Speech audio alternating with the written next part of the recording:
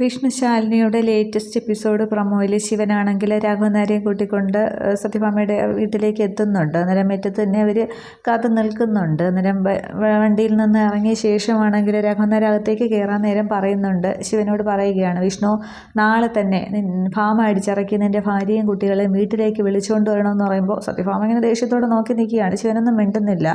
എന്നിട്ട് പറയുകയാണ്, അങ്ങനെയാണെങ്കിൽ ഞാൻ അകത്തേക്ക് കയറുന്നുള്ളൂ എന്നിങ്ങനെ നിലപാട് ഉറച്ച് രാഘവനാർ നിൽക്കുകയാണ്. അപ്പോൾ അവരൊന്നും മിണ്ടാതെ നിൽക്കുകയാണ്. ആ സീൻ അത്രയാണ് കാണിക്കുന്നത്. അപ്പോൾ ചിലപ്പോൾ ഇനി ഭാമ സമ്മതിക്കുമായിരിക്കും രാഘവനാരകത്തേക്ക് കയറാൻ വേണ്ടിയിട്ട്.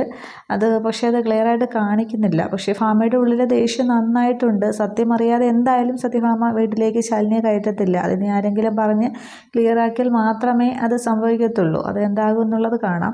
അതിനുശേഷം പിറ്റേന്ന് ആണെന്ന് തോന്നുന്നു, പിറ്റേന്നാണ് കാണിക്കുന്നത്. ശാലിനി ആണെങ്കിൽ സത്യയും പപ്പിയും പഠിക്കാൻ എന്നോണം ഇരിക്കുന്നുണ്ട്. അന്നേരം ശാലിനിയും കൂടെ ഇരിക്കുകയാണ്. അന്നേരം പപ്പി ഇങ്ങനെ ആലോചിച്ച് ഇരിക്കുകയാണ്. അന്നേരം ശാലിനി ചോദിക്കുന്നുണ്ട്, പപ്പി എന്താ ആലോചിക്കുന്നത് എന്നിങ്ങനെ ചോദിക്കുകയാണ്. അന്നേരം പപ്പി വിഷമത്തോടെ പറയുകയാണ്, അപ്പോൾ നമ്മുടെ അച്ഛൻ ഇനി തിരിച്ച് വരില്ല അല്ലേ എന്നിങ്ങനെ ചോദിക്കുകയാണ്. കുട്ടികൾക്ക് ഏകദേശ കാര്യങ്ങൾ ഈ സംഭാഷണത്തിൽ നിന്ന് എല്ലാത്തിൽ നിന്നും കാര്യങ്ങളൊക്കെ മനസ്സിലായിട്ടുണ്ട്. അത് കേൾക്കുമ്പോൾ ശാലിനിക്ക് അകപ്പാടെ ഒരു ഉൾവിങ്ങി വിഷമിച്ച് ഇങ്ങനെ കുട്ടിയെ തന്നെ ഇങ്ങനെ നോക്കി നിൽക്കുകയാണ്.